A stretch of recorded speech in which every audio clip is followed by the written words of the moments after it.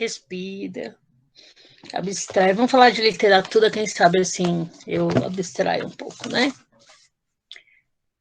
Então, boa noite. Bem-vindos para mais uma aula de língua portuguesa. Provavelmente nossas aulas serão assim, daqui para frente, com um pouco mais de frequência, porque a partir de sábado, São Paulo entra na fase vermelha, e apesar de o desgoverno desse país e desse estado terem colocado a escola como essencial e deixar a escola aberta num período desse, apresentando risco para todo mundo.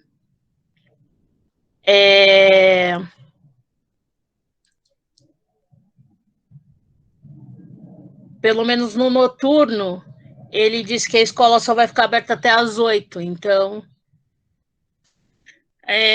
nós vamos conseguir fazer as aulas online. Mas isso não isenta vocês de assistirem às aulas do CMSP, tá? Não tem jeito. Não tem escapatória. Tem que assistir. Eu também. Não é só vocês. Eu tenho que assistir também. Então, tá? Eu, vocês e toda a torcida de todo mundo. Tá? Então, nós vamos ver direitinho como vai ficar, ver quantos professores de vocês vão aí se movimentar para fazer aulas online. Se eles não se movimentarem, eu pego 2 dias da semana e dou aula online, porque eu prefiro dar aula online do que ficar fazendo nada. E a gente aproveita o tempo e estuda. Conversa. O primeiro ano do ensino médio é totalmente diferente. Vocês estão num ano atípico de novo, com o primeiro ano do ensino médio diferente, porque todas as mudanças do mundo caíram no colo de vocês. Então, vocês vieram para o primeiro ano do ensino médio, com um currículo novo, no ano de Enem seriado. Então, todas as mudanças caíram para vocês. Assistir a aula do CMSP é importante. Porque se você não assistir, o que acontece? A dúvida não vai surgir. E se essa dúvida não surgir, você vai ajudar o fulano que não faz nada. Porque assim, eu estou assistindo aula. Então, eu assisto aula e quando eu vou preparar a minha aula, eu já apresento as minhas aulas para vocês, trazendo o que eles trouxeram lá e mais um pouco. Então, na nossa aula de revisão, que a gente tratou das estratégias de estudo, mais a revisão do texto publicitário, a gente já abarcou toda a parte de revisão, toda a parte de texto publicitário, que eles pegaram lá nas 4 aulas. Agora eu vou começar a falar de literatura. Então, eu vou dar toda uma introdução de literatura para depois pegar o que eles falaram lá, porque eles entraram direto com os textos literários. Mas do que adianta você falar direto do texto literário se eu não trouxe a introdução do que é literatura? Eu preciso dessa introdução. Tá, eu trago logo um Fernando Pessoa, meto um Fernando Pessoa na cara de vocês, um Eduardo Galeano, e depois eu quero que o moleque goste de literatura? Quero que o menino, que a menina leia, que seja apaixonado por literatura. Peraí, amigo. Vamos fazer o negócio direito, né? Então, bora apresentar o conceito de literatura, trazer mais coisas aí que vocês precisam aprender. Até porque, quando ele apresentou lá para o que ele queria, o que ele fez lá com o poema de Fernando Pessoa e com o texto do Galeano, estava contento. Bora buscar pista. Bora. Ah, a gente fez tanto isso ano passado que eu já cansei, vocês já cansaram. Aliás, era um problema que a escola tinha que a gente sanou o ano passado.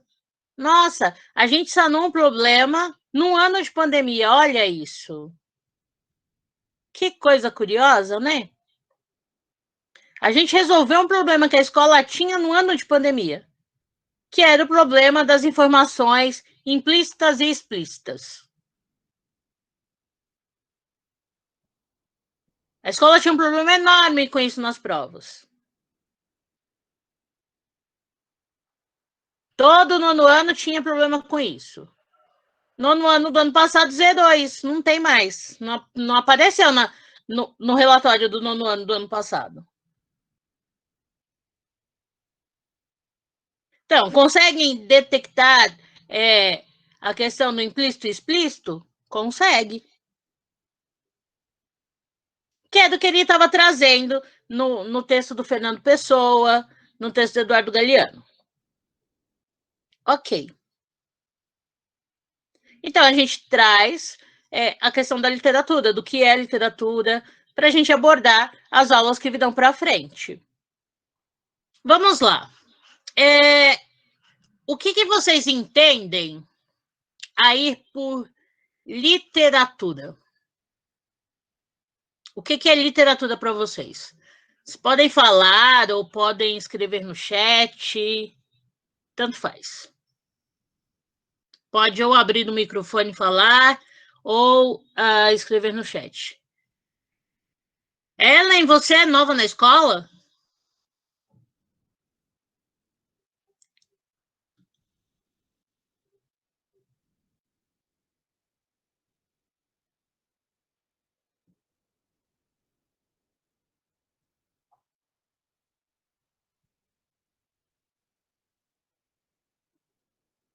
Não liga não, é que esse povo todo já era meu aluno, sabe? Então é por isso. Mas não se assuste não, pode falar, viu? E David, não se acanhe, porque o resto é só mulher.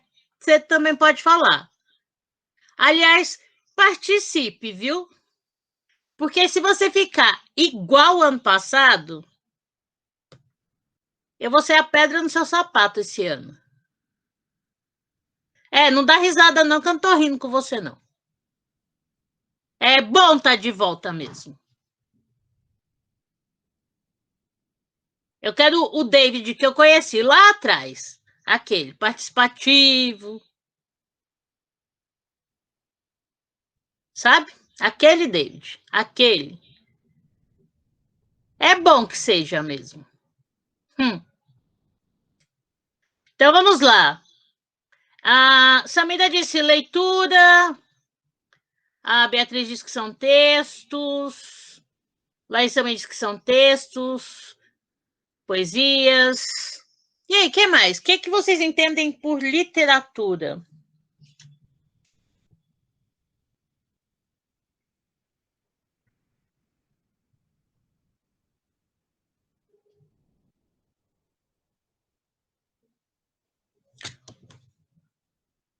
O que a literatura proporciona? O que ela causa em vocês?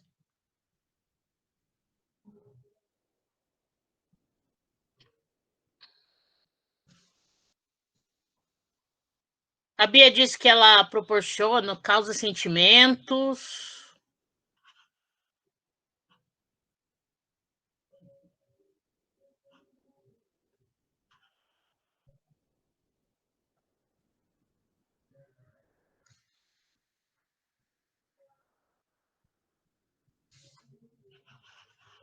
emoções.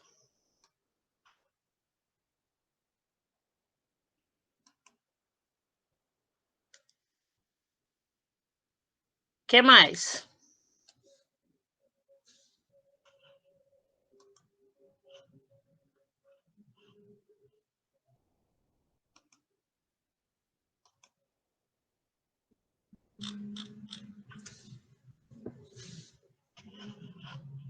Mais nada?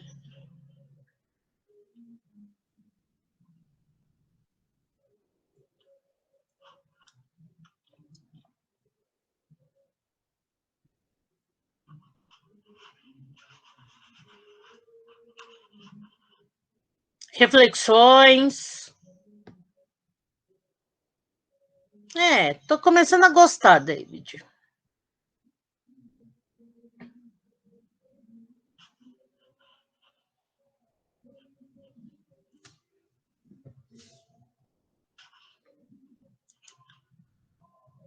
Serve como comunicação.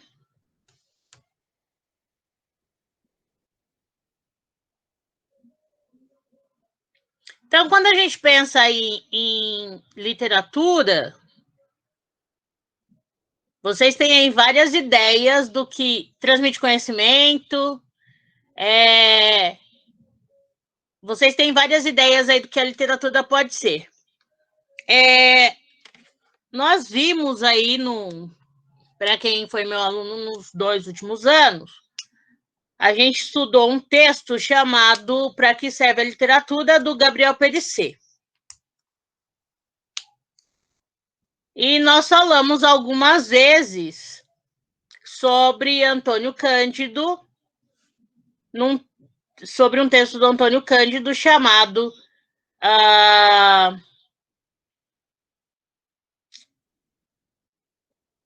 o direito à literatura,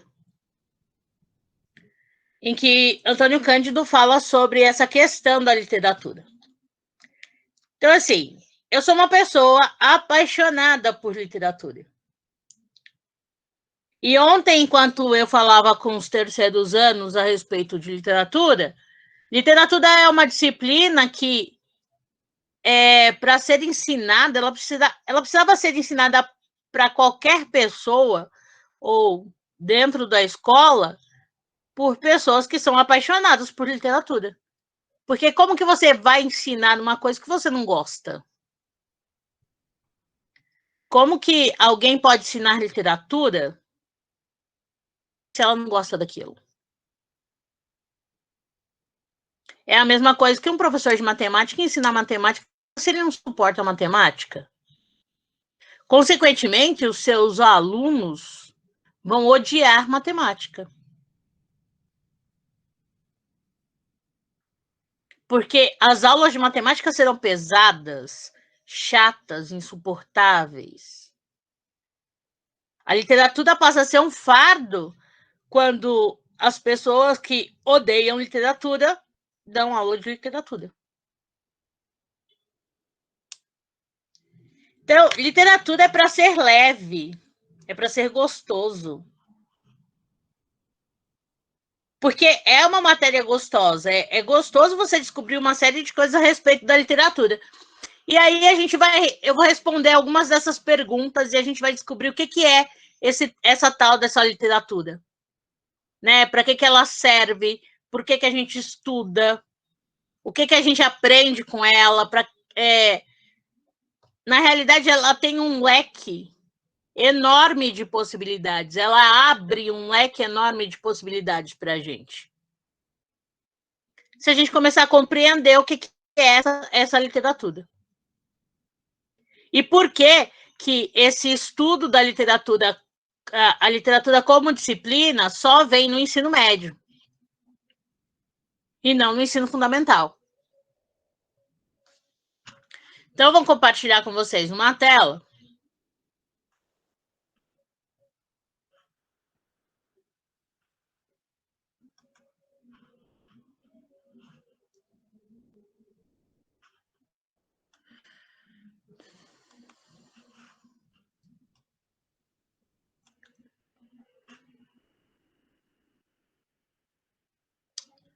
Todo mundo vendo?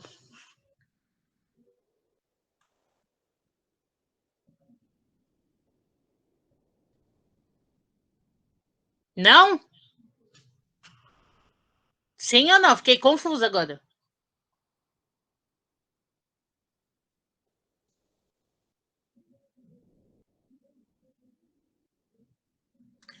Apareceu e sumiu?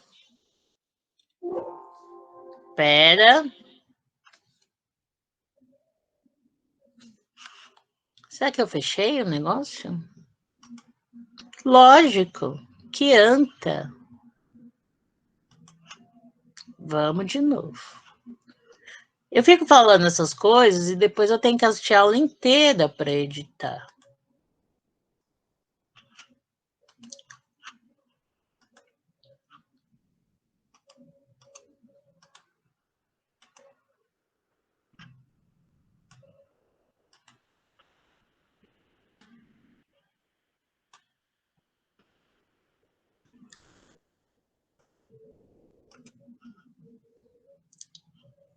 E agora?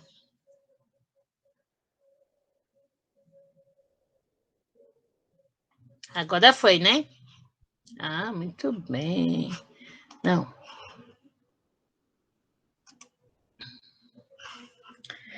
Então, introdução à literatura.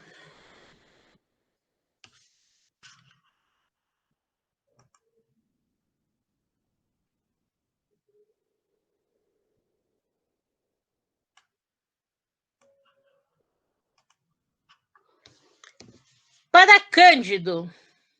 Então, Antônio Cândido, ele foi um professor de literatura da USP. Na realidade, ele é do dono da cadeira de literatura da USP. Ele era fraquinho, sabe? Aqueles professores assim maravilhosos que escrevem sobre literatura, daqueles que sentam e conversam como se fosse nada. Senta no boteco e discute sobre literatura como se fosse a coisa mais normal do mundo. Tranquilamente fala sobre qualquer coisa, qualquer texto, qualquer autor. Assim, do nada. Qualquer coisa que você falasse com ele, o homem discutia. Então, Antônio Cândido, esse monstro da literatura brasileira, ele escreveu o seguinte: a literatura é um direito do homem. Na verdade, ele diz que a literatura é um direito inalienável do homem. Ou seja, aquilo que ninguém tira. Tornando-se assim essencial a sua humanização e um modelo de superação do caos em que nos encontramos. Agora pensa, 1995, e ele dizia que já era o caos. Se 1995 era o caos, hoje eu não sei como o Antônio Cândido descreveria o que a gente está vivendo. A literatura é o sonho acordado das civilizações. Portanto, assim como não é possível haver equilíbrio psíquico sem o sonho durante o sono, talvez não haja equilíbrio social sem a literatura. Deste modo, ela é fator indispensável de humanização e, sendo assim, confirma o homem na sua humanidade. Então, o que o Cândido está dizendo aqui? Que para a gente continuar sendo humano, para a gente não perder da nossa sensibilidade, essa capacidade que a gente tem de olhar para o outro, de ser empático, a gente precisa da literatura. Sem ela, a gente se torna frio, calculista.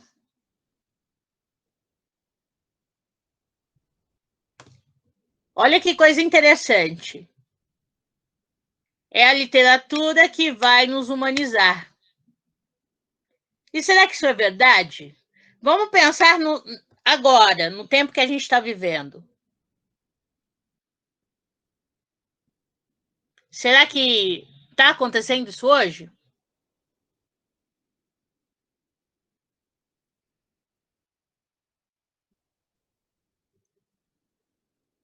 As pessoas hoje são muito mais amantes de si mesmas, não estão nem aí para os outros, é cada um olhando para o seu umbigo. Será que essa literatura ela não é capaz de proporcionar uma reflexão, de fazer as pessoas olharem para o outro com um pouco mais de carinho, de promover esse equilíbrio social que ele fala aqui?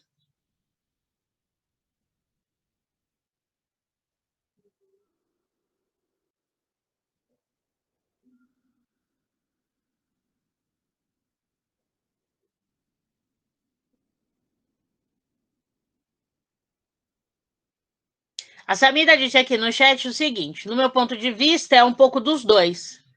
É aquilo, né, prof? O lugar mais difícil do mundo é o lugar do outro.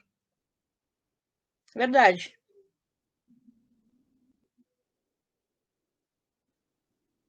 É sempre muito difícil a gente se colocar no lugar do outro.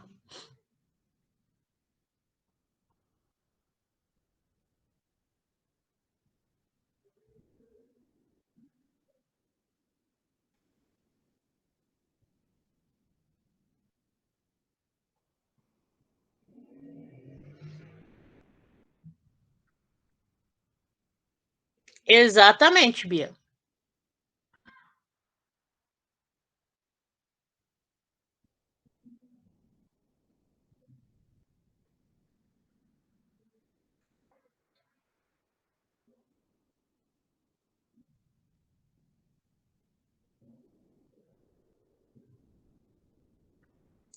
Eu fico pensando, por exemplo, nas minhas válvulas de escape.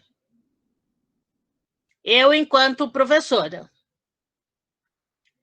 As minhas válvulas de escape são sempre o texto escrito.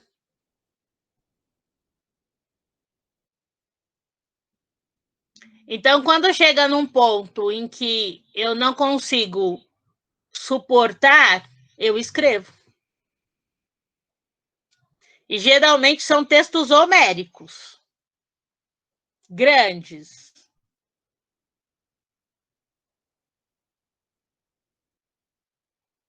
Que nem o que eu coloquei na terça. O que eu coloquei na terça-feira. Quando chega a sair um texto daquele, é porque eu já lutei muito, até que um texto saia.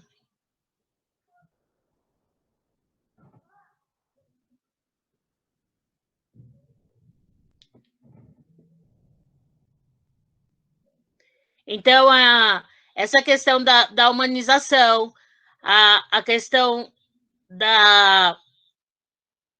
do equilíbrio social,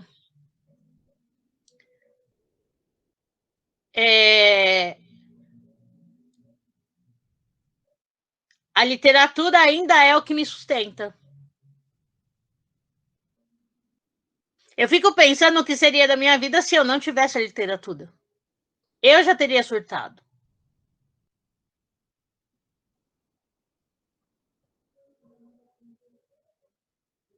O que seria da minha vida sem a literatura nesta pandemia, por exemplo?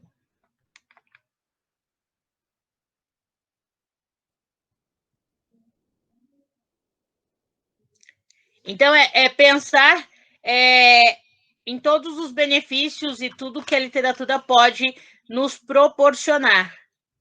Porque a literatura ela pode ser a sua válvula de escape.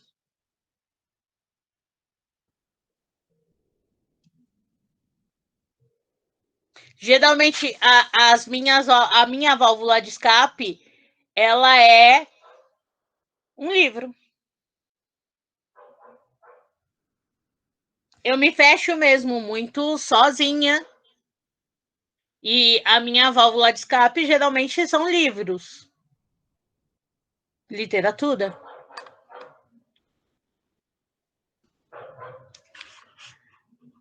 Vamos continuar. Mas aí, afinal, né? O que é a literatura? Então, Aristóteles, filósofo grego, disse: arte literária é mímese, imitação.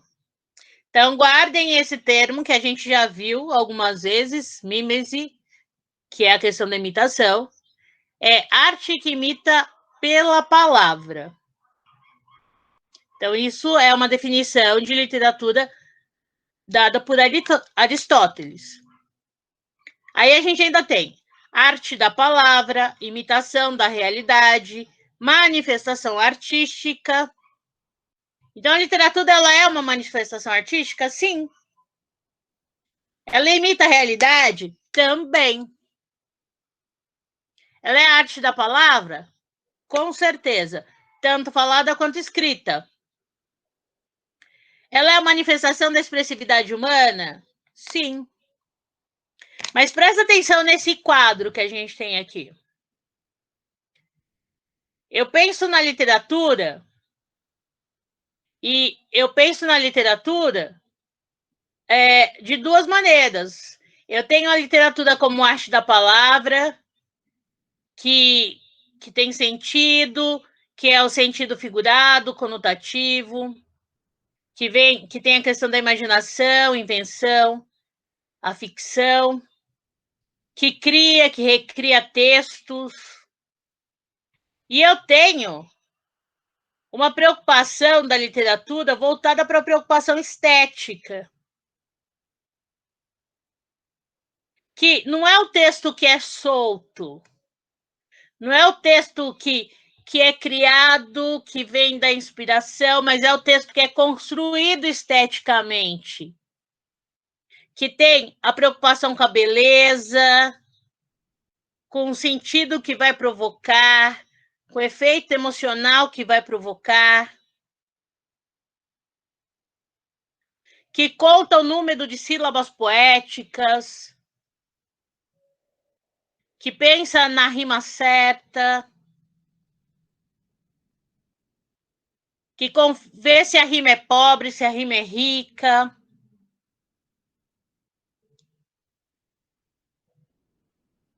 Que confere o número de estrofes. Então, eu tenho vários lados na literatura. Aliás, aqui a gente poderia pensar não só o que é literatura, mas a gente podia pôr no plural e pensar do que são literaturas no plural. Porque se eu pensar, se eu abrir daqui um pouco mais a minha mente, eu vou pensar que não existe uma literatura só. Existem literaturas no plural. Porque eu tenho literatura brasileira, portuguesa, negra, feminista, LGBT, urbana, regional. E aí eu vou pensar em todos os períodos, todas as escolas literárias, juvenil, infanto-juvenil, infantil, adulta, periférica. Olha o tanto de literaturas que a gente vai perpassando. Estrangeira.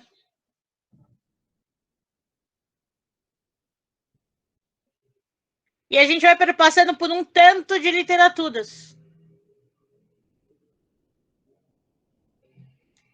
E, às vezes, uma literatura me interessa mais que a outra. Uma literatura me chama mais atenção do que a outra. Uma literatura me envolve mais do que a outra.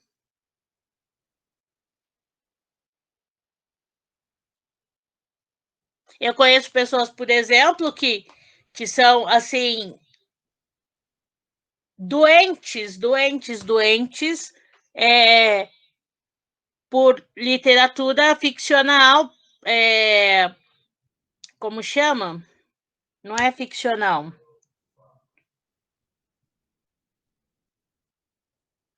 Ah, esqueci o nome, gente.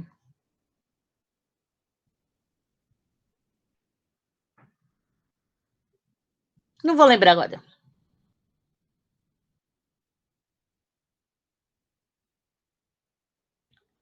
Mas quando fala de...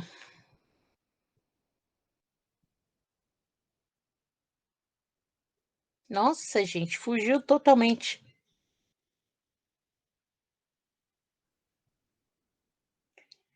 De experiências, espaço sideral, essas coisas, sabe? Tem gente que é fissurado nesse tipo de literatura. E tem N livros voltados para esse tipo de público. Às vezes tem sessões inteiras em bibliotecas, em salas de leitura, voltados para esse público.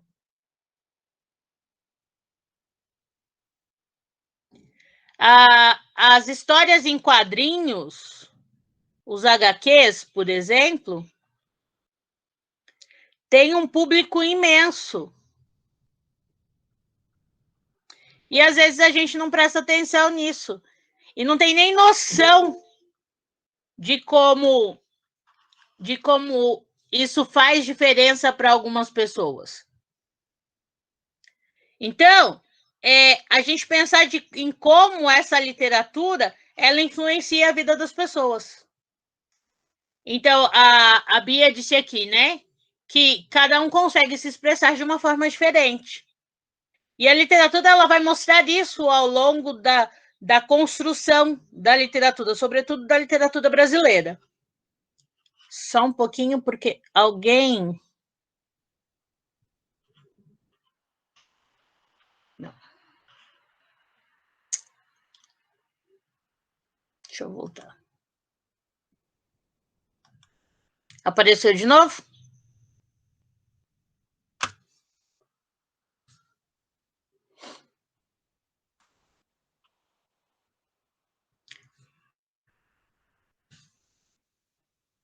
Continuemos. Características dessa literatura. Então, a literatura, ela dialoga linguagem com realidade. Então, olha que coisa interessante. Ela promove o diálogo das linguagens com a realidade. Então, eu tenho aí essa oportunidade de ver outras linguagens conversando com a nossa realidade. Um exemplo disso, por exemplo, é Harry Potter.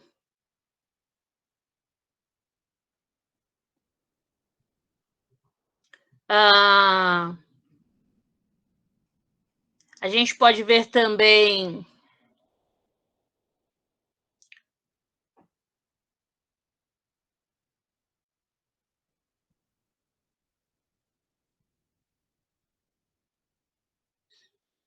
outras sagas que têm aparecido aí,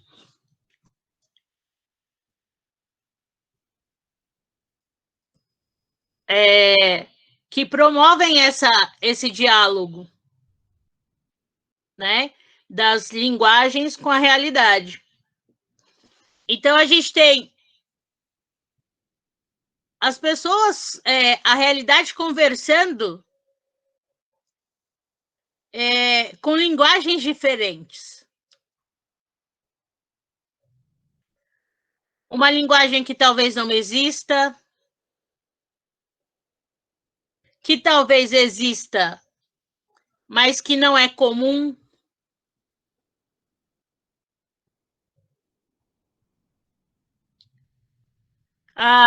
Promove a discussão de outras linguagens, por exemplo, como os HQs,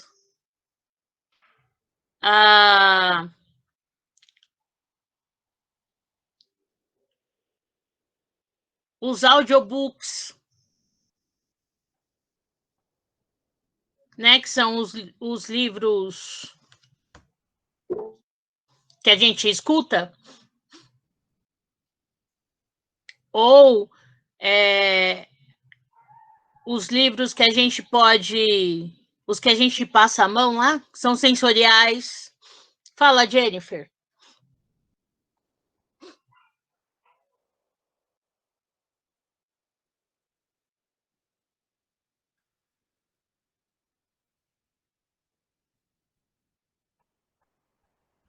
Jennifer?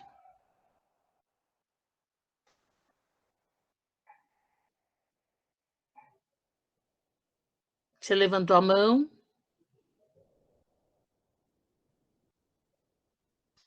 Foi sem querer, mulher. Chamando ela aqui, ela tá... Aí, Emanuele já quer participar da aula, já gosta de literatura. Então, esses livros sensoriais, essas linguagens que vão acontecendo e que vão dialogando com a realidade.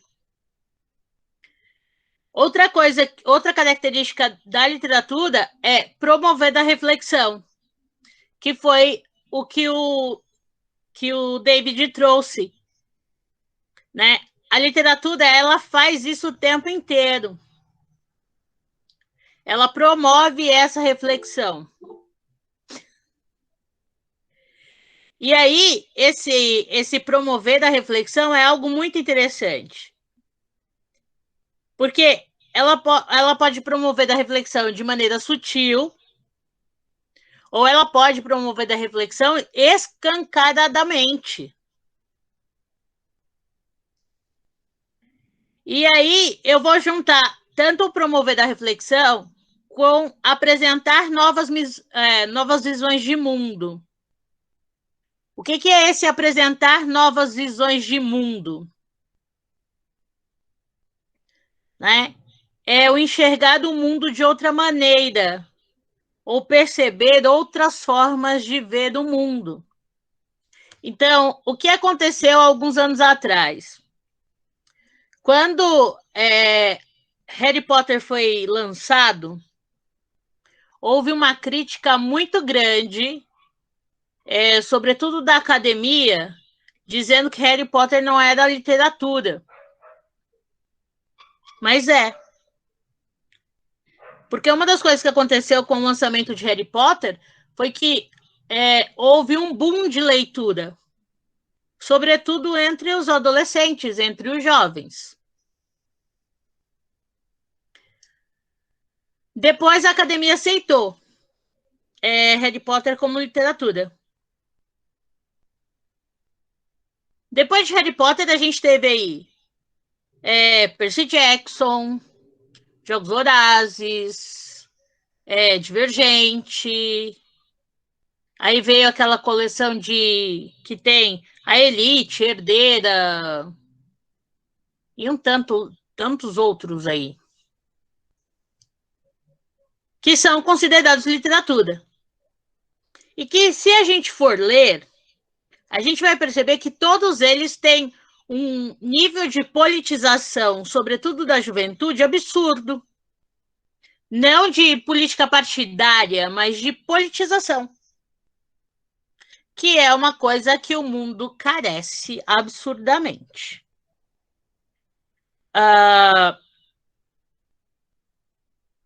Quando nós vemos, por exemplo, a série que foi lançada ano passado, eu acho, que a Anne, de Green Gables, que tem a série e tem os livros, a gente percebe uma nova visão de mundo que vem no caminho inverso. Porque como que a Anne é? Ela é uma menina normal. Ela não é adepta da tecnologia, até porque o tempo dela é outro. Ela usa papel e caneta. Ela escreve num diário. Ela rasga várias vezes a folha de papel e escreve trocentas vezes. Ela briga várias vezes com ela enquanto ela está escrevendo. Ela se importa muito com as outras pessoas. Então, é um outro olhar sobre essa questão do escrever, sobre essa questão do ler, sobre essa questão do enxergar. Então, ela tanto promove uma reflexão, quanto ela apresenta uma nova visão do mundo, numa época em que a gente tem todo mundo voltado para onde? Para a tecnologia. A literatura também, a partir da literatura, a gente pode sempre extrair um sentido da literatura.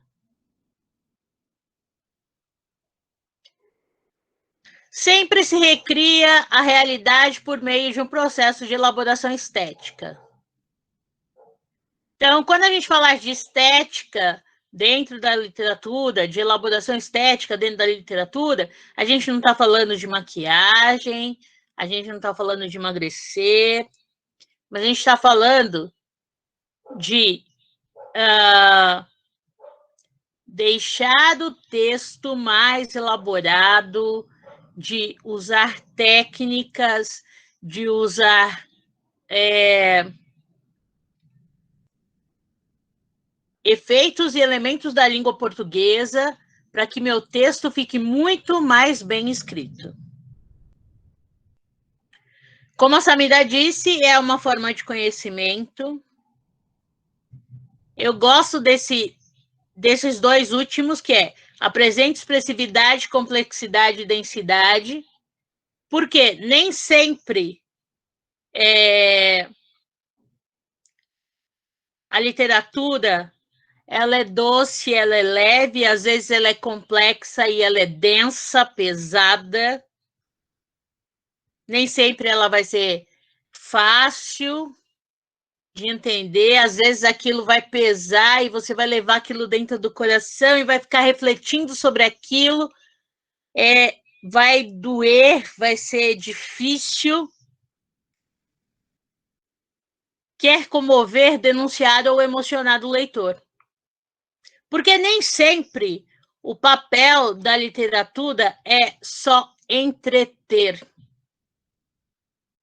Ela pode sim mexer com os seus sentimentos, ela pode te comover, ela pode te emocionar, mas ela também tem o papel de denunciar. Ela também tem o papel de cutucar a ferida, e a gente vai ver isso várias vezes durante a história da literatura brasileira.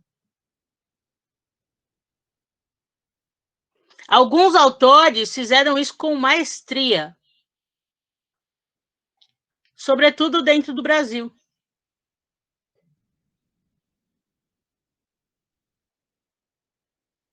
E quando a gente lê essas obras, quando a gente percebe isso, a gente vai perceber o quanto a literatura é rica. Porque aí você tem que perceber, durante a leitura, que ele escreveu de um jeito que você tinha que prestar muita atenção para ver que ele estava fazendo esse tipo de denúncia.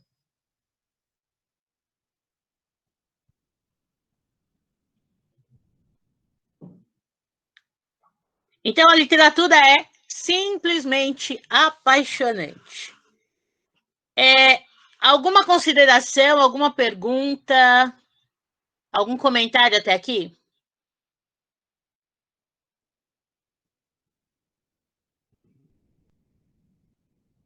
Tá cansativo, chato, querem me mandar pro inferno?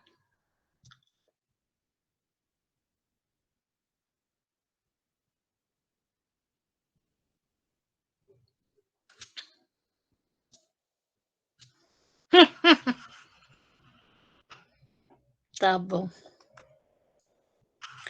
Então, quando nós falamos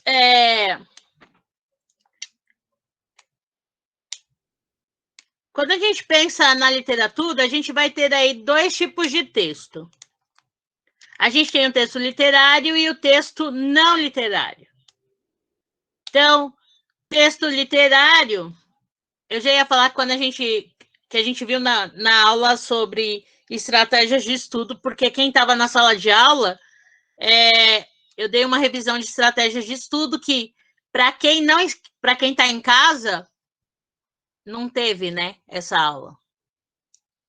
Que eu vou deixar um vídeo para vocês sobre uma revisão de estratégias de estudo. Então, nessa aula eu falo um pouquinho sobre texto literário e não literário. Mas o texto literário é aquele texto que tem a ênfase na expressão, na linguagem conotativa, tem uma linguagem mais pessoal, mais emotiva, ele pensa na recriação da realidade, no recurso criativo, as palavras do sentido figurado. Além de tudo, ele é artístico, ele usa figuras de linguagem, ele tem a função da linguagem poética, que é uma coisa que a gente vê agora no primeiro ano do ensino médio, a conotação, a polissemia, que eu tenho muitas vozes nesse texto. Ou seja, não existe só uma possibilidade de leitura, não existe só uma possibilidade de interpretação. Depende muito de como eu estou naquele dia. Eu posso ler um mesmo texto e ter várias interpretações diferentes. Eu posso ler um mesmo texto e pensar que aquele texto está querendo me dizer alguma coisa diferente, dependendo do meu estado de espírito. Mas isso só acontece com os textos literários. Os textos não literários não promovem isso. Por que os textos não literários eles não promovem isso? Porque os textos não literários, a ênfase deles é no conteúdo, na linguagem denotativa, na linguagem mais impessoal, na realidade traduzida, na linguagem objetiva, sem duplas interpretações. O texto literário é aquilo que está escrito e pronto. Ele não dá margem para outra interpretação. Ele é informativo, a linguagem é objetiva e direta, a função da linguagem é referencial, ele é denotativo e o sentido é literal, e ele trata os fatos de forma impessoal. Por exemplo, dentro do texto não literário, a gente tem as notícias, as reportagens, os relatórios, os artigos de opinião, os artigos de divulgação científica, as teses, as monografias, todos esses textos que são textos que não dão margem para sentimento. É aquilo e pronto, você leu e já era. Ele não dá margem para você ficar pensando. Você vai pensar no quê?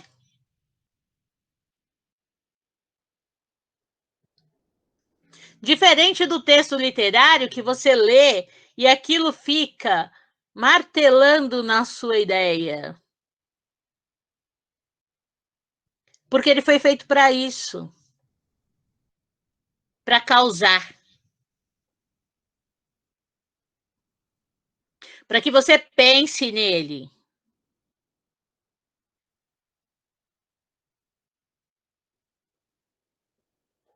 Então, essa é a principal diferença desses textos.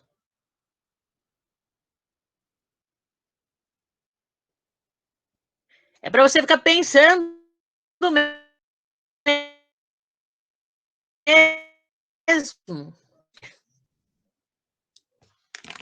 Dúvidas?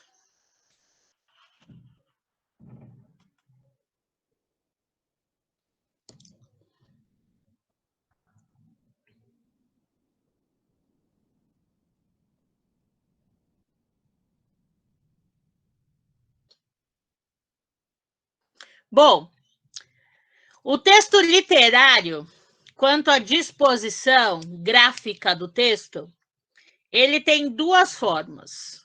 Ele pode ser em prosa, ou seja, o texto em linhas corridas, que é o texto escrito em parágrafos, na folha inteira, o pedaço, mas que são em linhas corridas, que é o texto normal que a gente conhece. Que é os contos são escritos em prosa, as lendas, as fábulas, os romances. Então, eu trouxe aqui um trecho de Iracema. Por que eu escolhi Iracema, tá? Porque quando eu expliquei, eu usei... eu fiz a revisão de estratégias de estudo. Para falar sobre estratégias de estudo e eleger informações no texto literário, eu usei um trecho de Iracema. Então, Iracema é um dos livros da tríade indianista de José de Alencar. É um texto que é um livro que a gente só estuda no segundo ano do ensino médio. É do romantismo e pertence à geração que necessitava de um herói nacional. Então, nessa leva, a gente tem 2 homens e uma mulher, e essa mulher é Iracema.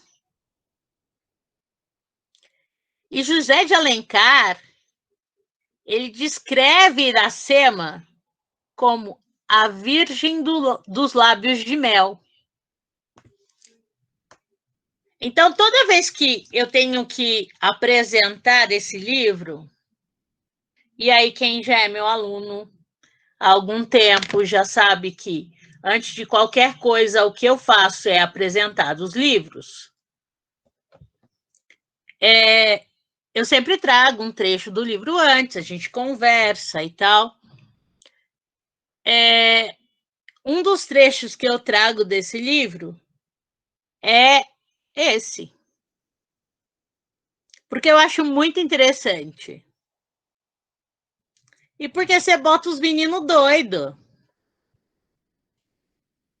Porque olha só isso. Iracema, a virgem dos lábios de mel, que tinha os cabelos mais negros que a asa da graúna e mais longos que seu talhe de palmeira. O favo da jati não era doce como seu sorriso, nem a baunilha recendia no bosque como seu hálito perfumado. Mais rápida que a ema selvagem, a morena virgem corria o sertão e as matas do Ipu, onde campeava a sua guerreira tribo, da grande nação tabajara. O pé grácil e nu, mal roçando, alisava apenas a verde pelúcia que vestia a terra com as primeiras águas. Imaginem, meninas, ser descrita por um homem dessa forma.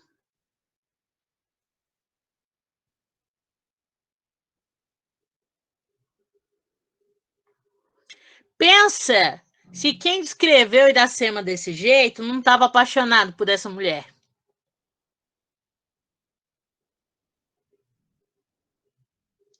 Agora pensa o que é uma sala de segundo ano do ensino médio com meninos entre 16, 17 anos, com hormônios fervilhando, imaginando essa Índia.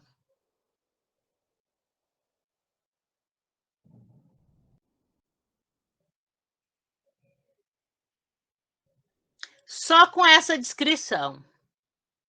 Sem um texto. Só com o professor falando ou a professora falando. Iracema, a virgem dos lábios de mel, que tinha os cabelos mais negros que a asa da graúna. E aí, quando a gente fala a asa da graúna, a graúna é uma ave que a sua penugem é de um preto azulado, que brilha, que é uma beleza. Aí você vai explicando esses detalhes.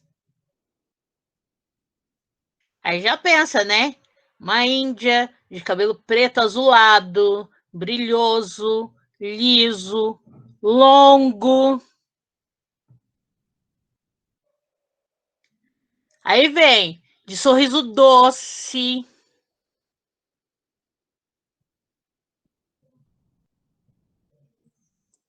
Hálito perfumado. Morena virgem. Aí, aí os meninos já estão babando já. A coisa mais fácil de você fazer é convencer alguém a ler esse livro sendo um menino no ensino médio. Mas é extremamente curioso, porque é de uma delicadeza a forma que José de Alencar ele descreve Iracema.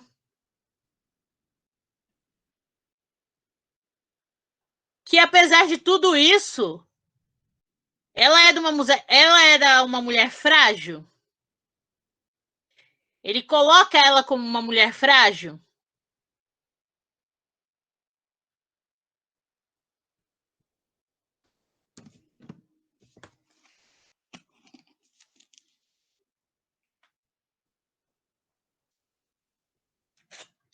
Não. Mas em algum momento ela perdeu a beleza?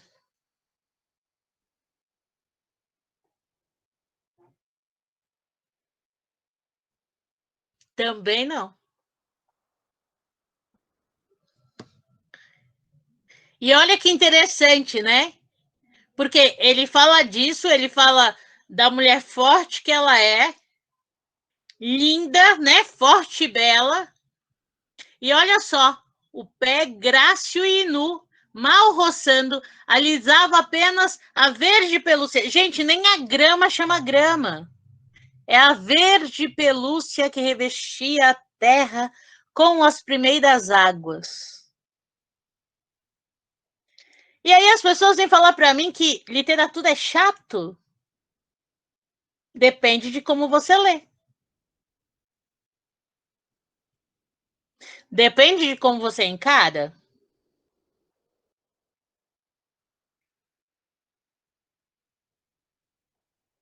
Isso é como o José de Alencar, ele apresenta Iracema.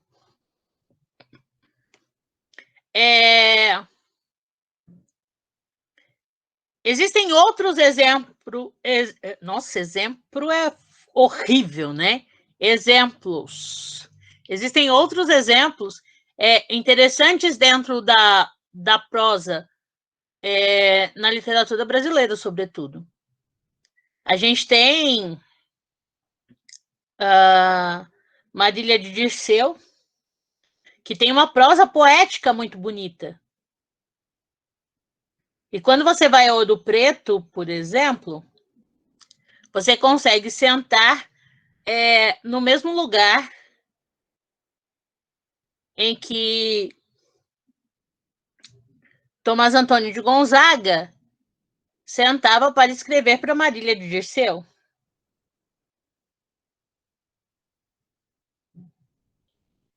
Então você senta e consegue olhar de onde olhar para a mesma janela em que ela ficava e os dois ficavam namorando e ele escrevendo para ela.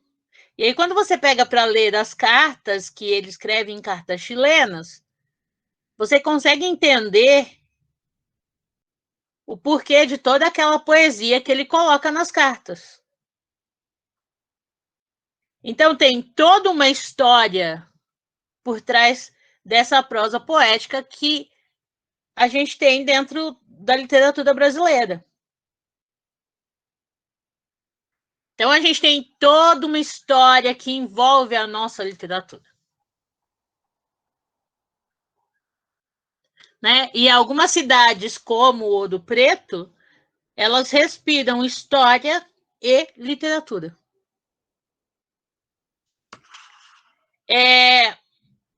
Além da prosa, Eu vou comentar mais um exemplo da prosa, porque esse exemplo é muito legal. Imagine que a gente tem dentro da nossa literatura um cara que escreveu o seu livro depois de morto e não escreveu para ninguém. Ele escreveu para os vermes que iam comer a sua carne. E é interessante porque durante a leitura, enquanto você está lendo o livro, ele conversa com você. Em alguns momentos ele fala que deve ser muito chato ler aquele livro, que ele não sabe como você está aguentando.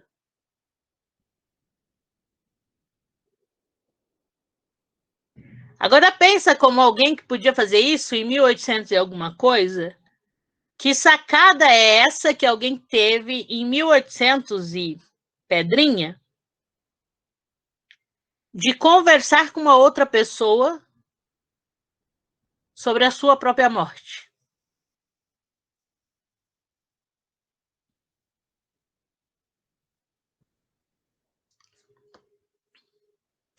Então, a gente tem alguns exemplos bem interessantes dentro da nossa literatura. Não só da nossa literatura, como da literatura mundial. Porque aí a gente pode citar Miguel de Cervantes, com Dom Quixote, que mostra um fidalgo, que é um senhor extremamente rico, falando de justiça social com o seu vassalo, ou seja, mantendo uma amizade com o seu empregado por volta de 1600, o que era algo impossível naquela época. Alguém que foi dado como louco porque lia.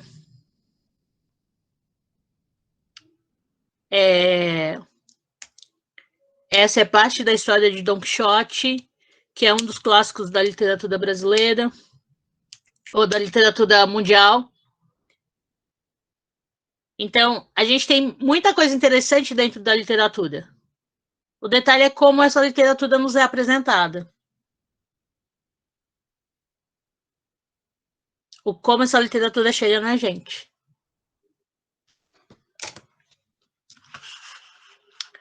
Bora lá.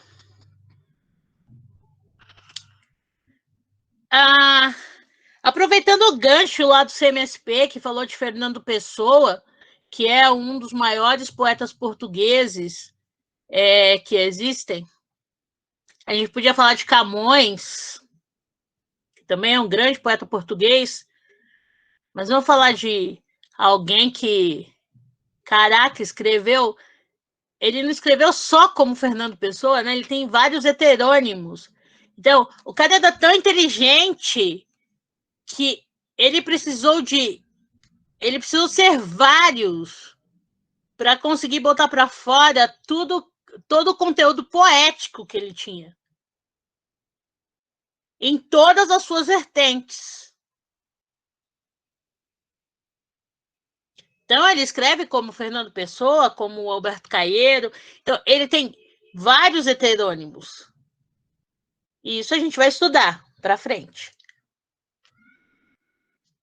Mas para falar sobre verso, sobre poesia, que é... Então, verso é o nome que se dá a cada linha, né, de um poema. E ao conjunto deles, a gente dá o nome de estrofe. A gente tem dentro dos versos, versos brancos, que são os versos sem rima. A gente tem versos rimados. E aí, dentro desses versos rimados, a gente tem toda uma questão estética. E a gente pode falar de versos alexandrinos, que são versos com 12 sílabas poéticas. A gente tem as redondilhas, maiores e menores, 7 ou 5 sílabas poéticas. redondilha maior, 7 sílabas poéticas, redondilha menor, 5 sílabas poéticas.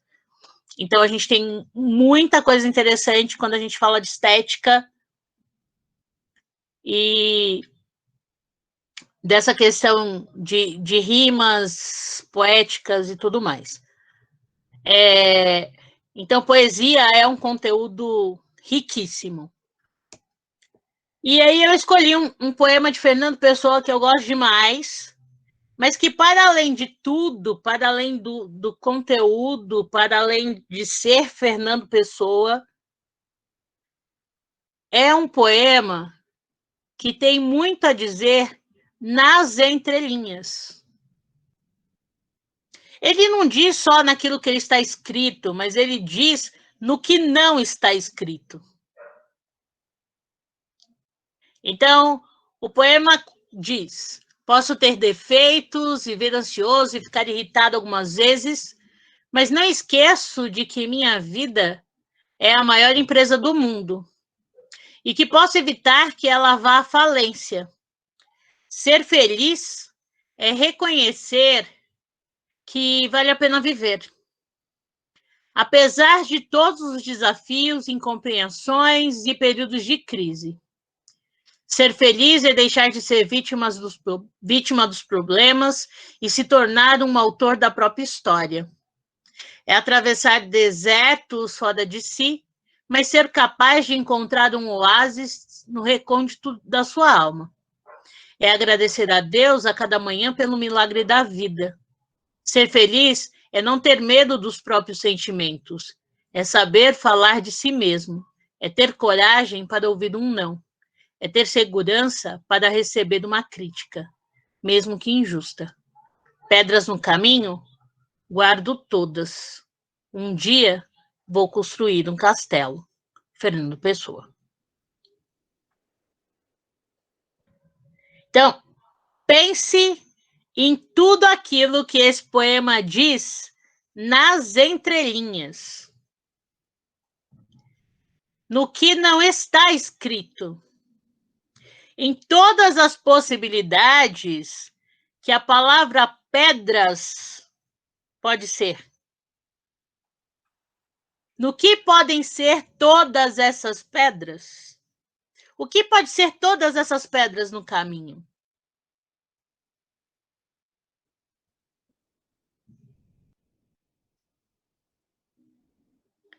Então, a nossa capacidade de leitura e interpretação desse poema é imensa. Depende da situação que nós estivermos vivendo, depende do dia em que nós estivermos, depende do nosso estado de espírito, depende de N coisas. Exatamente, Bia, são vários sentimentos juntos.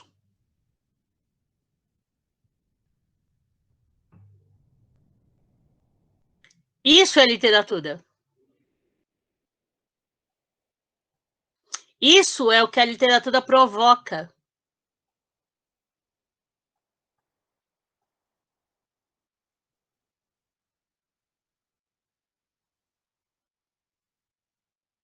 Essas são sensações que a literatura provoca na gente.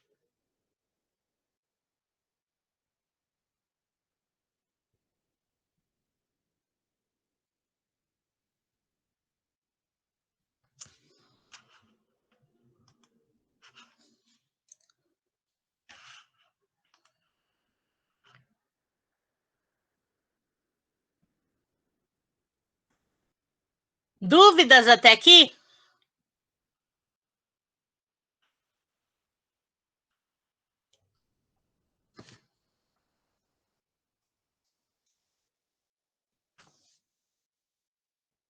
Não? Algum comentário até agora?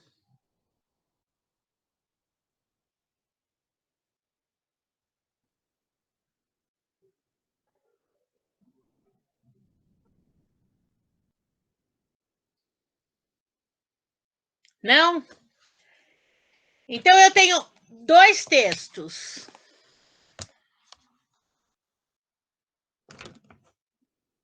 Aqui eu já posso sair.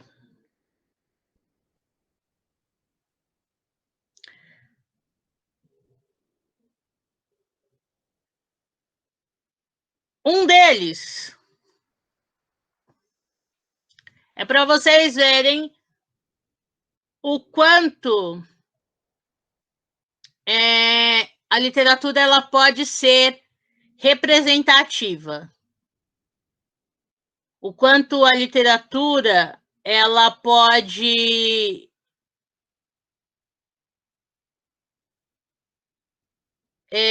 mostrar quem a gente é, como a gente é.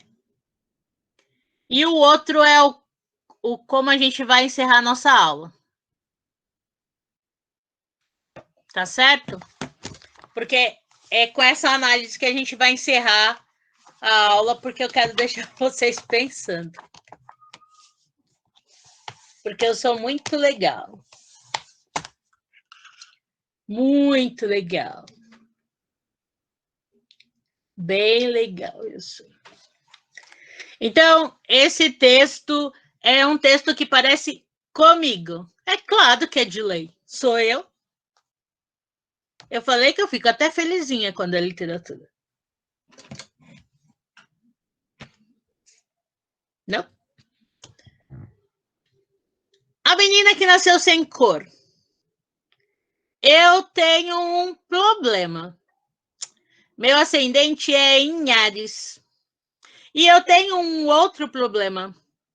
É que eu sou a menina que nasceu sem cor. Para alguns, eu sou branca. Para outras, eu sou preta. Para muitos e muitos, eu sou parda. Ainda que eu sempre tenho ouvido por aí dizer que parda é cor de papel. E a minha consciência racial, quando me chamem de parda, fique tão bamba quanto a autodeclaração de artista pop como Anitta, quando pratica apropriação cultural. Eu sou a menina que nasceu sem cor. Porque eu nasci num país sem memória, com amnésia, que apaga da história todos os registros de símbolos de resistência negra, que embranquece sua população e sua trajetória a cada brecha, que faz da redenção de Kant sua obra-prima, Mona Lisa da miscigenação, e ode ao milagre da miscigenação, calcado no estupro das minhas ancestrais, na posse de corpos que nasceram para serem livres, na violação de ventres que nunca deveriam ter deixado de serem nossos. E eu tenho outro problema. Pô, eu não sei dar cambalhota. E não importa que para alguns eu seja a menina que nasceu sem cor.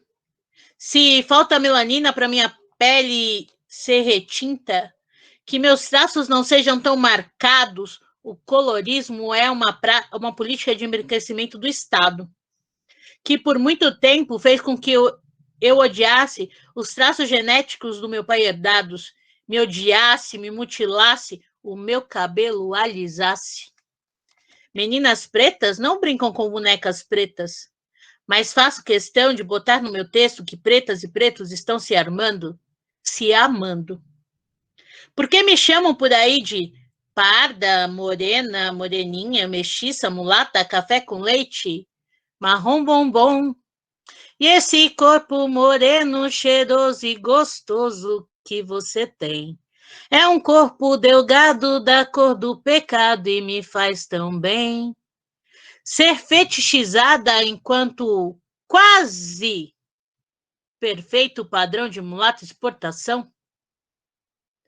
Um outro problema que eu tenho é que meu passe livre sempre acaba antes do final do mês. Eu sou a menina que nasceu sem cor. E isso me dá o privilégio de ser a menina que tem livre acesso a muitos espaços, mas que no final do dia parece não pertencer a nenhum deles de fato. Eu sou a menina que nasceu sem cor. E isso às vezes me deixa invisível, só lidão da mulher preta. Eu sou a menina que nasceu sem cor, mas sempre que convém a minha negritude vai saltar dos olhos, e isso só me faz pensar sobre o quanto o mito da democracia racial é de engasgar. Se você sabe de onde vem a sua tataravó, pode ter certeza que você é uma pessoa branca, de origem europeia, italiana ou portuguesa. O único brasão que sobrou da minha família foi a desestruturação e a pobreza. Cara, gente branca. Se você não tem sangue preto nas veias, tem nas mãos. Tá na hora de derrubar a porra da estátua dos bandeirantes e valorizar o sangue preto que escorreu no solo nada gentil da construção desse país. Rui Barbosa e Bolsonaro tentam apagar a escravidão, queimam os registros sobre esse holocausto. Então, se for preciso, a gente resgata as nossas raízes nos dentes. Vai entender que a nossa gente é filha de dandada do meu quilombo, me faz livre e voar rainha do meu Congo, me dá forças para lutar. Não ter vergonha das histórias que carregam os nossos corpos. Por muito tempo, eu fui a menina que nasceu sem cor. Mas um dia gritaram-me, negra! E eu respondi. Mídria. E aí?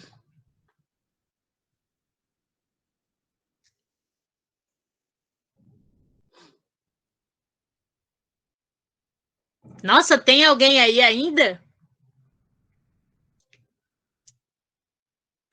Pesado? Minha cara esse texto.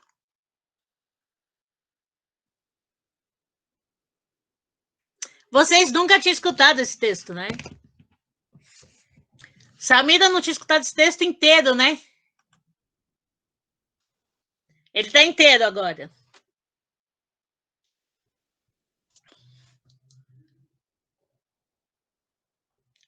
Porque eu comprei o livro. Agora é inteiro. Antes era só um pedaço. Então, esse é um texto da literatura que mostra a literatura como denúncia, em vários aspectos. Mas por que eu quis trazer esse texto para vocês? Primeiro, porque é um texto que causa identificação. E segundo, porque ele envolve o leitor, sobretudo nas horas que ela para, né? Pô, e eu não sei dar cambalhota. Tipo, ela tira do nada umas sacadas assim. Né? As linguagens, lembra do diálogo da linguagem com a realidade? Ah, pô, eu não sei dar cambalhota. Eu também não sei. E aí todo mundo que não sabe dar cambalhota, nessa hora, se conecta com o texto. Aí depois fala, aí ela para. Pô, e eu tenho outro problema. Meu passe livre sempre acaba antes do final do mês. E aí você para de novo, porque se sua condução terminar antes do final do mês, você vai ter outro período de identificação. Então, vai causando períodos de identificação e você vai ficando ali, ó, preso no texto e prestando atenção. Mas para mim, por exemplo, esse texto é a identificação do começo ao fim, tirando o ascendente em Áries, que não é. Mas vamos para o nosso último texto. E eu quero que vocês prestem muita atenção. Eu não lembro se eu já fiz esse texto com vocês, mas eu preciso que vocês prestem atenção demais nessa leitura. O nome do poema, o nome do texto, e é claro que para essa aula eu tinha que terminar com nada mais, nada menos que meu amigo querido poeta Sérgio Vaz. Então, bora de Sérgio Vaz. E o texto que eu escolhi é A Fina Flor da Malandragem. Não lembro se eu trabalhei com vocês já. Mas se eu trabalhei, a única que eu trabalhei, que eu ia ter trabalhado é Samira. Jennifer, talvez. O resto, não. Por quê? Imagina. Vamos lá, prestem atenção, por favor. Nossa, parece que sou uma bruxa. Só um pouquinho. A fina flor da malandragem. Duzão é piloto. O que dá fuga a essa malandragem? Na madrugada, a bordo de um Mercedes, dirige certo por vias tortas. Aninha já passou o ferro em várias madames. Dizem por aí que para mais de 20. Cabeção tem olhar de rapina e um iceberg no coração. Quando entra no banco, já vai direto ao caixa. Coloral não age na quebrada, gosta de fazer mansão. Lu ganha a vida distribuindo suas ideias através de um pó branco comprimido. A molecada fica alucinada. Nada contra quem mexe, mas ela nunca meteu a mão no pó dos outros. Vavá não pode ver carro parado que leva.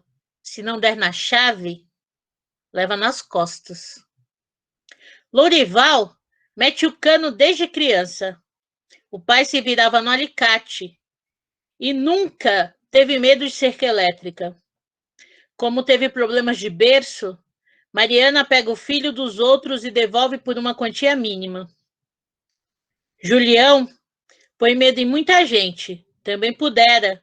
Já enterrou vários com uma pá na mão. Salete limpou a casa de Sônia.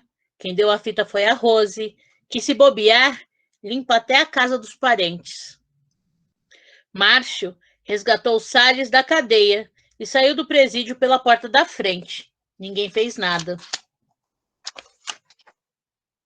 Elizabeth quase não ri.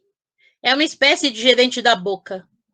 Na rua dizem que ela é a patroa. Nego Jean vende tudo que pega. Relógio, TV, DVD, eletrodomésticos em geral, carro, moto, corrente de ouro, roupa de marca e demais mercadorias. Sua lábia é mais afiada que lâmina de gigolô. Zóio tem problemas com a injustiça. E está no semiaberto. Passa o dia na oficina e à noite dorme no terceiro andar. Quando podem, Guida e Preto Will, parceiros de caminhada, o visitam no domingo. Luciana não tem medo de sangue. Já ajudou a cortar vários desconhecidos. Muitos cagam de medo de morrer na mão dela. Wilsinho não tem medo de nada. Já passou o revólver até no carro da polícia. As pessoas acima são suspeitas de ter a coragem de trabalhar e enfrentar o dia a dia com a dignidade que só o sofrimento ensina. E por mais simples que sejam, nunca se evadiram da responsabilidade de lutar. A malandragem fica por conta de quem lê. Vamos lá. O que vocês acharam do texto?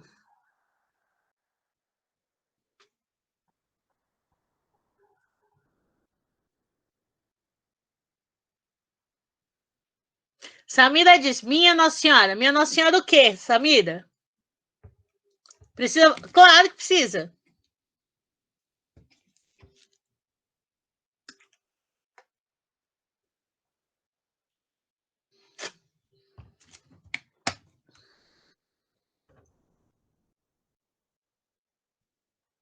O que vocês entenderam? Eu quero saber.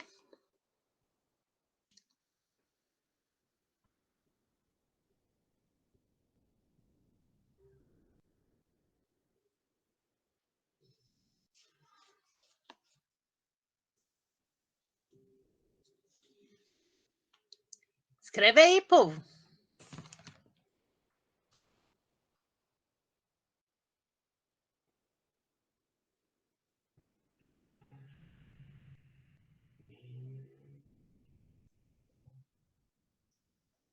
Qual a realidade?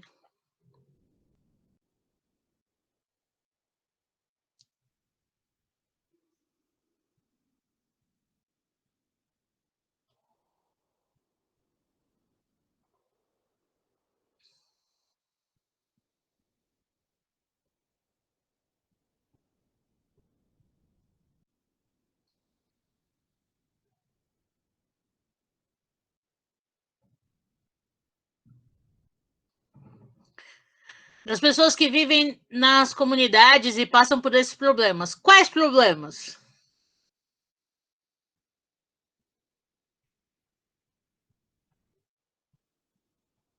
Fome, venda de drogas, desigualdade,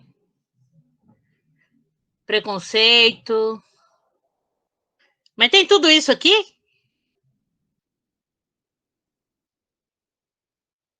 Tem? Onde?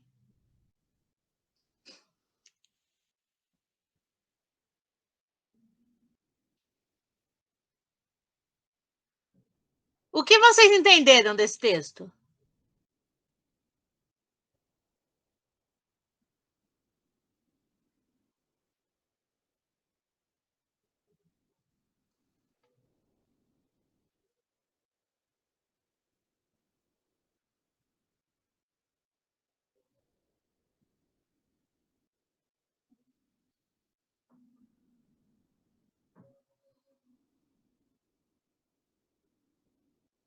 Contem aí o que vocês entenderam do texto.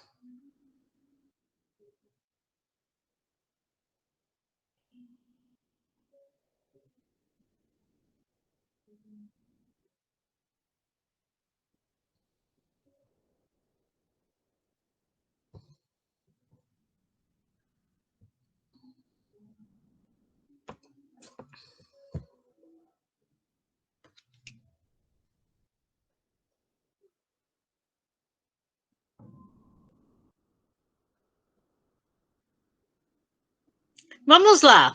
Vamos ver se vocês entenderam. Vocês estão enrolando aí. O duzão é o quê?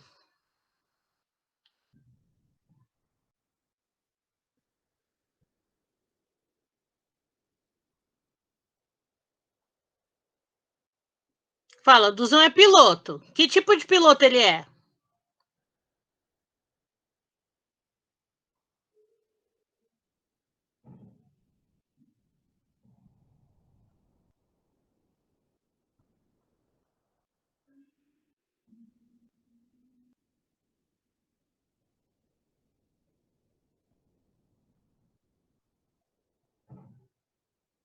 Bora, tô vendo só as meninas participarem, olha lá. Bora, David, bora, Letícia.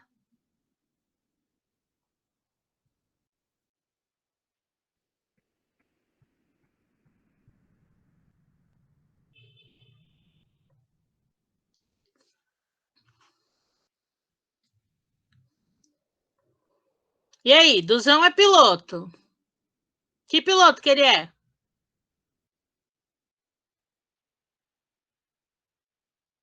Ó, Duzão é o piloto. O que dá fuga é essa malandragem.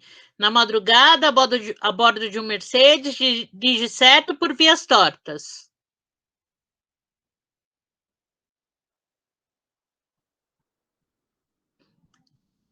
Todo mundo concorda com a Bia?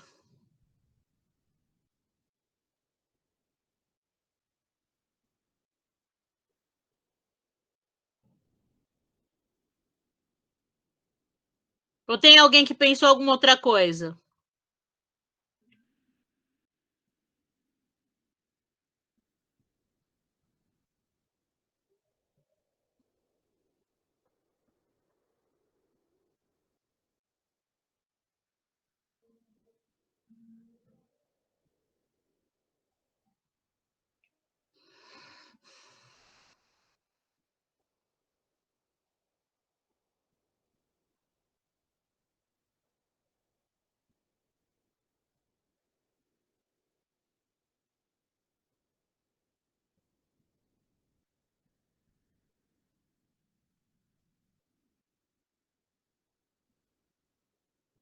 Hein, gente?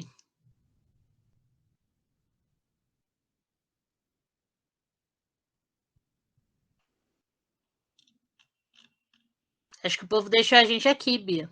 Só tem nós aqui.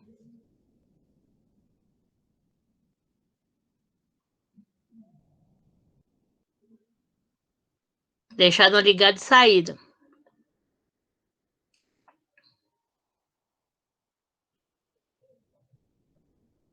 Ó, ninguém fala nada, só eu e você, tá vendo?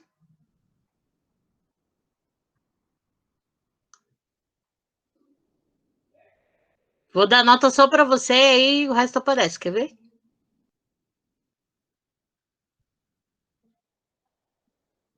Mas nem assim, olha. Ó, tá vendo como...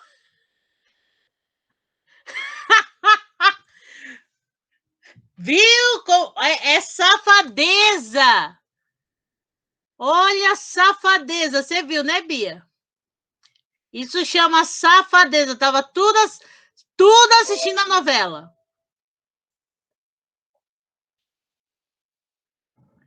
Tudo assistindo a Bibi perigosa lá. Ah, sem vergonha. Jantando.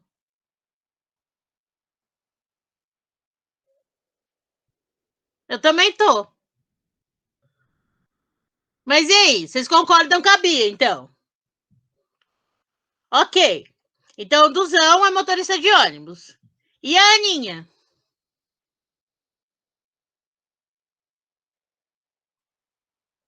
Fica quieta, Bia, não fala.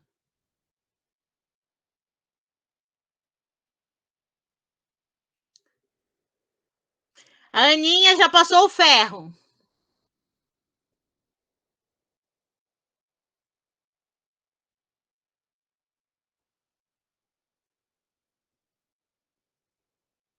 O que a Aninha é? Faxineira. Passou o ferro. Passadeira. Cabeção tem olhar de rapina. Pode ser passadeira ou diarista, mas pode ser passadeira mesmo. Cabeção tem olhar de rapina e um iceberg no coração. Quando entra no banco, vai direto ao caixa.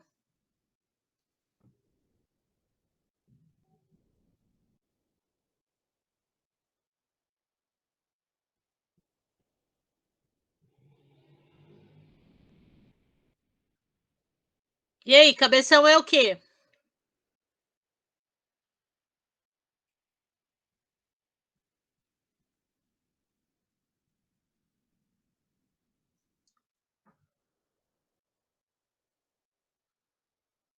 Olha lá, parou de novo.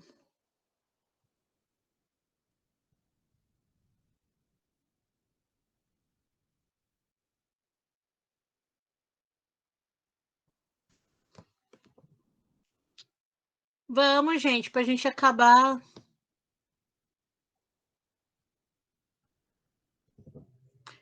Pensa, o que vocês acham? O que vem na cabeça de vocês? Vigia?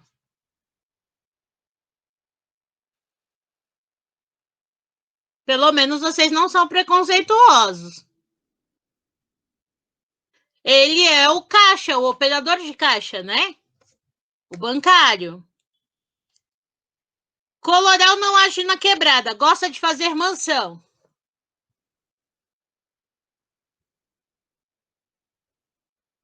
Você pensou o quê? Ele pode ser pedreiro, pode ser arquiteto. Vamos ver esse aqui. Esse aqui é o essencial.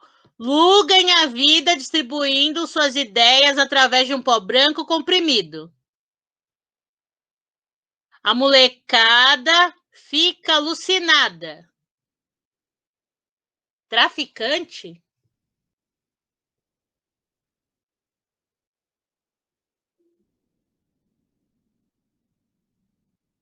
Que decepção. O que a Lu é, gente?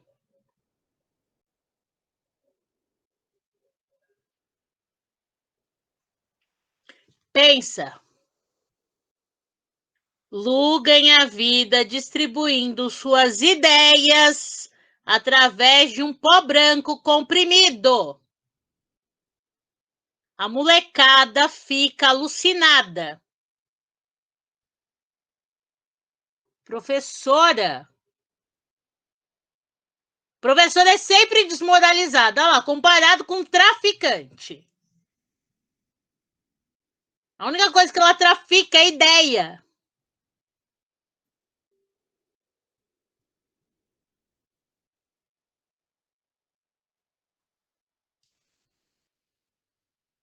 Vavá não pode ver carro parado que leva. Se não der na chave, leva nas costas.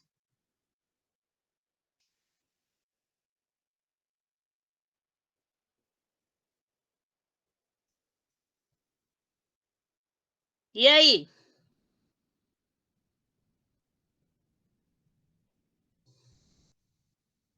Vavá não pode ver carro parado que leva. Se não der na chave, leva nas costas.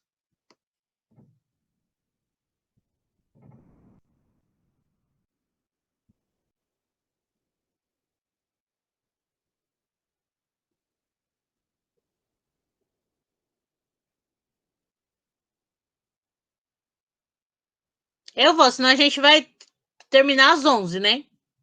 Guincho. Lorival mete o cano. Desde criança, o pai se virava no alicate. Lorival é encanador e o pai eletricista. Com problemas de berço, Mariana pega o filho dos outros e devolve por uma quantia mínima. Babá. Julião, coveiro. Salete, diarista. Márcio, advogado. Elizabeth, surgiram várias possibilidades, dentre elas, juíza. Nego Jean, algumas possibilidades, entre elas, vendedor. Zóio, algumas possibilidades, dentre elas, mecânico. Luciana, médica, enfermeira. Wilsinho, não tem medo de nada, já passou o revólver até no carro da polícia. Alguém arrisca?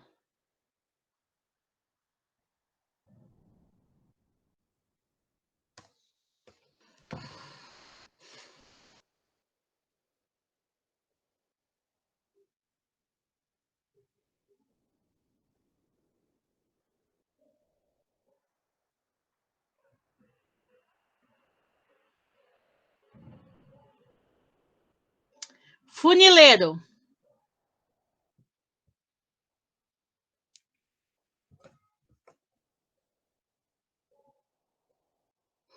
Então, por que ele diz, né, que a malandragem fica por conta de quem lê? Porque às vezes a gente está tão embrenhado na história de pensar sempre o que é ruim, que quando a gente lê lá em cima, né, Duzão é piloto e é o que dá fuga, a primeira coisa que vem é piloto de fuga. Aninha já passou o ferro. Aí pensa assaltante. Cabeção tem olhar de rapina, pensa que ele é ladrão. Coloral não age na quebrada. Quando pensa no age na quebrada e vê logo em seguida gosta de fazer mansão, você pensa que ele é ladrão.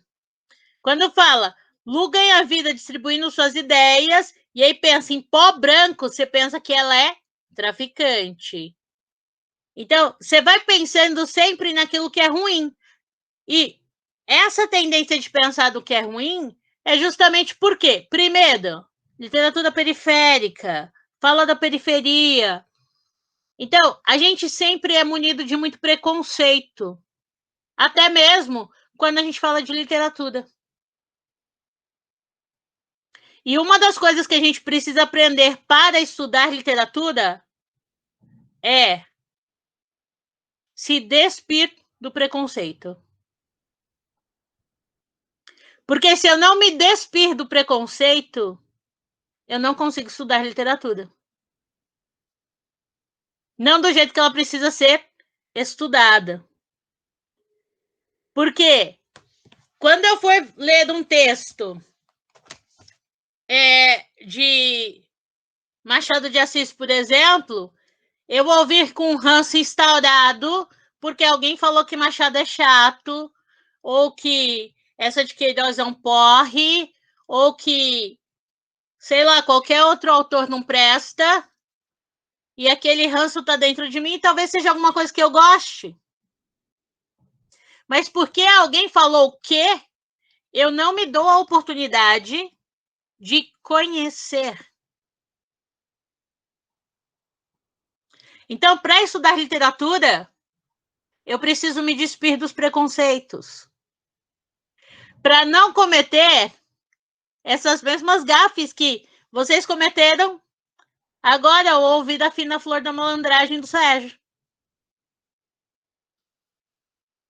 Porque eu fico tão embrenhado nessa história de que, mas é porque eu ouvi isso, então eu já pensei. Vai no automático. Então a gente precisa sair do automático, a gente precisa tirar aquilo que a gente já tem de pré-definido, de pré-concebido, para conhecer o novo. Dúvidas? Perguntas? Então tenham uma boa noite, bom descanso, protejam-se, cuidem-se, nada de ficar dando bordejo na rua. E até a nossa próxima aula, que provavelmente vai ser a semana que vem. E a gente vê aí como vai ficar essas aulas. Provavelmente 2 vezes por semana, não sei. Vamos ver aí, tá bom? E provavelmente amanhã a sala de vocês já está pronta também com as tarefas, tudo que tem para fazer, tá bom? Beijos, boa noite, bom descanso para todo mundo.